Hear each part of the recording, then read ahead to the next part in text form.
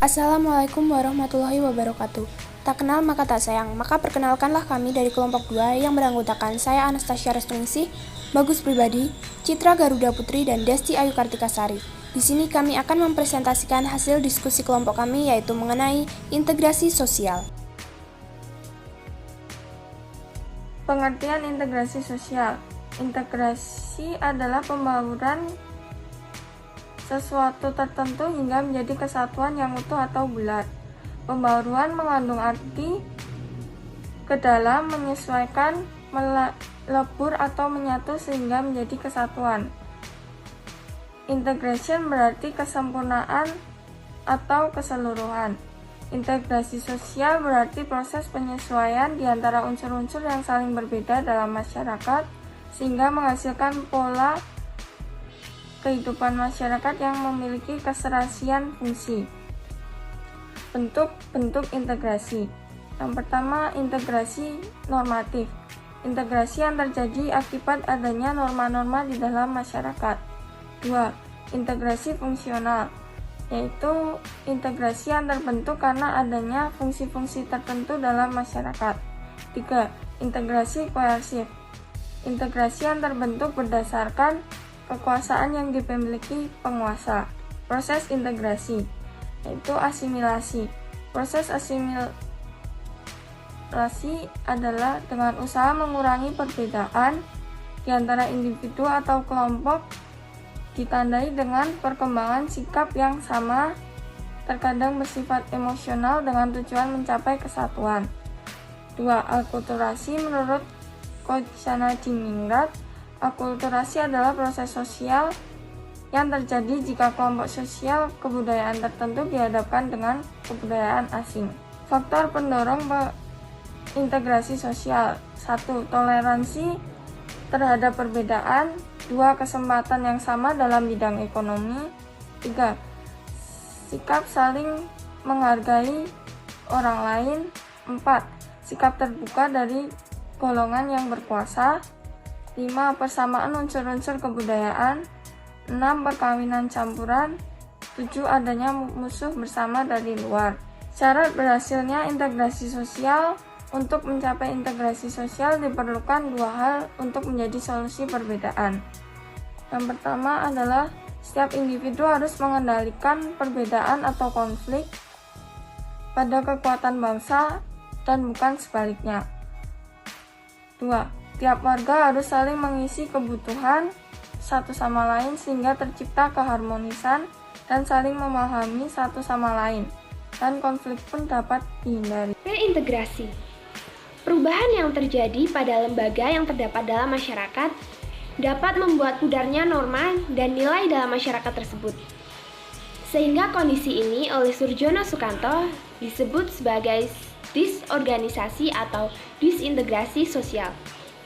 Yang mana awal terjadinya disintegrasi ini adalah situasi di mana ada ketidakseimbangan atau ketidakserasian unsur dalam masyarakat karena salah satu unsur dalam masyarakat tidak berfungsi dengan baik.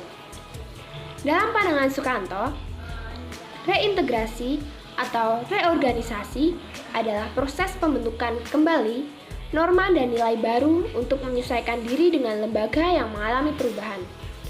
Jadi bisa disimpulkan bahwa reintegrasi sosial adalah sebagian upaya untuk membangun kembali kepercayaan, modal sosial, dan kohesi sosial. Proses ini bukanlah proses yang mudah. Proses ini cukup sulit dan memakan waktu yang lama. 3. Penelitian sosial tentang pemecahan konflik dan kekerasan. Definisi metode pemetaan sosial. Pemetaan sosial atau social mapping merupakan proses penggambaran masyarakat yang sistematik serta melibatkan pengumpulan data dan informasi mengenai masyarakat termasuk di dalamnya profil dan masalah sosial yang ada pada masyarakat tersebut. Tujuan pemetaan sosial. Tujuan utama membuat pemetaan sosial adalah diperolehnya program prioritas dan alokasi sumber dalam penguatan kelompok sosial masyarakat dari pengaruh budaya-budaya luar secara efisien, efektif, dan berkelanjutan. Secara khusus, Pemetaan sosial bertujuan sebagai A.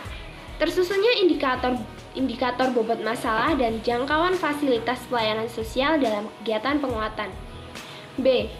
Diperolehnya peta digitasi sebagai dasar pengembangan informasi untuk penguatan kelompok sosial. C. Diperolehnya peta-peta tematik dengan sistem informasi geografis atau SIG sehingga diketahui berbagai pengaruh budaya-budaya luar. D. Tersusunnya prioritas rencana program penguatan berdasarkan jenis masalah dan satuan wilayah komunitas yang ada pengaruh dari budaya-budaya luar negeri. Kelebihan dan kekurangan pemetaan sosial. Kelebihan dari pemetaan sosial adalah sebagai berikut. 1. Mengidentifikasi dan mengukur kondisi modal sosial di daerah yang diteliti. 2. Menganalisis keterkaitan antara modal sosial dan penanggulangan kemiskinan di suatu daerah yang diteliti. 3. Merumuskan desain pemanfaatan modal sosial untuk penanggulangan kemiskinan di suatu daerah yang diteliti. Kekurangan dari pemetaan sosial sebagai berikut. 1. Lembaga harus mempunyai aturan, di mana jika kita melakukan kajian di desa, biasanya mereka tidak mempunyai aturan yang jelas, yang mengakibatkan kita tidak dapat mempelajari secara lengkap tingkat koordinasi antar anggota lembaga. 2. Tidak bisa mengubah lembaga, di mana adanya anggapan bahwa sebuah kajian saja tidak dapat mengubah lembaga yang ada di lingkungan mereka. Tidak semua lembaga dapat diaktifkan untuk pengembangan masyarakat lokal. 3. Modal sosial yang lemah. Lembaga di tingkat desa dianggap memiliki modal sosial yang lemah. Mereka sangat rentan akan ketidakaktifan. Pendekatan pemetaan sosial, survei formal. Survei formal adalah metode untuk mengumpulkan informasi standar dari sampel. Metode ini berfungsi untuk mengumpulkan informasi yang dapat dibandingkan dari kelompok sasaran. Informasi tersebut dapat berupa tanggapan atau pandangan tentang suatu masalah dari masukan atau saran untuk menyelesaikan suatu masalah. Contohnya, penelitian tentang upaya penyelesaian konflik antara kelompok pelajar dalam suatu wilayah tertentu. Pemantauan cepat atau rapid apresial. Metode pemantauan cepat merupakan cara yang cepat dan murah untuk mengumpulkan informasi atau data mengenai pandangan serta masukan dari populasi sasaran mengenai kondisi geografis dan sosial ekonomi. Metode ini meliputi 1. Wawancara informan kunci. Wawancara ini meliputi serangkaian pertanyaan terbuka yang dilakukan terhadap individu tertentu yang sudah diseleksi karena dianggap memiliki pengetahuan dan pengalaman mengenai topik atau keadaan di wilayahnya. 2. Diskusi kelompok fokus. Diskusi kelompok ini melibatkan 8-12 anggota yang telah dipilih berdasarkan kesamaan latar belakang. 3. Wawancara masyarakat. Wawancara ini mencakup serangkaian pertanyaan yang diajukan kepada semua anggota masyarakat dalam suatu pertemuan terbuka. 4. Pengamatan langsung. Metode ini dilakukan dengan cara melakukan kunjungan ke lapangan atau pengamatan langsung terhadap masyarakat setempat. 5. Survei kecil. Metode survei kecil dilakukan dengan menerapkan kuesioner terstruktur terhadap sejumlah kecil sampel atau responden. Metode partisipatoris merupakan proses pengumpulan data yang melibatkan kerjasama aktif antara pengumpul data dan responden. Berikut beberapa teknik pengumpulan data secara partisipatoris. Yang pertama, penelitian dan aksi partisipatoris. Metode ini berfokus pada proses pertukaran informasi dan pembelajaran antar pengumpulan data dan responder. Yang kedua, stakeholder analysis, yaitu analisis terhadap para peserta atau pengurus suatu program proyek pembangunan atau organisasi sosial tertentu. Ketiga, beneficiary assessment, yaitu upaya mengidentifikasi masalah sosial yang dialami para penerima pelayanan sosial. Yang keempat, monitoring dan evaluasi. Metode ini melibatkan anggota masyarakat untuk mengumpulkan informasi, mengidentifikasi dan menganalisis masalah serta melahirkan rekomendasi. Teknik pengumpulan data yang dilakukan untuk data primer dan data sekunder. Data sekunder yang menyangkut kondisi geografis dan demografis bisa diperoleh dari motografi desa, kecamatan, dan puskesmas. Untuk menganalisis data, buat rangkuman secara deskriptif. Perhatikan persamaan dan perbedaan pendapat masyarakat melalui penyajian data, tabulasi, dan tabel. Langkah-langkah pemetaan sosial. Berikut langkah-langkah pemetaan sosial. 1. Menyusun desain dan pengorganisasi pelaksanaan pemetaan sosial. 2. Menyiapkan perangkat-perangkat atau instrumen.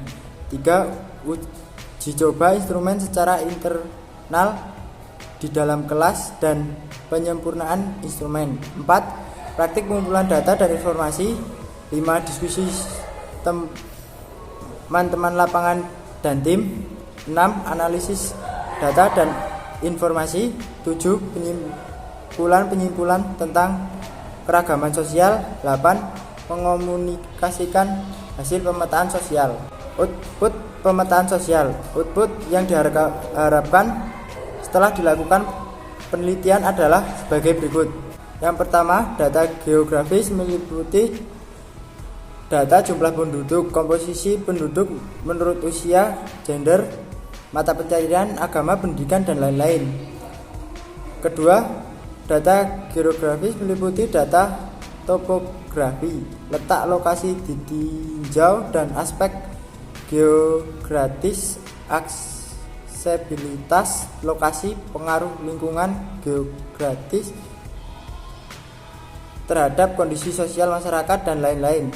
Yang ketiga, data psikografi meliputi data tentang nilai-nilai kepercayaan yang dianut, mitos, kebiasaan, atau adat istiadat, dan lain-lain.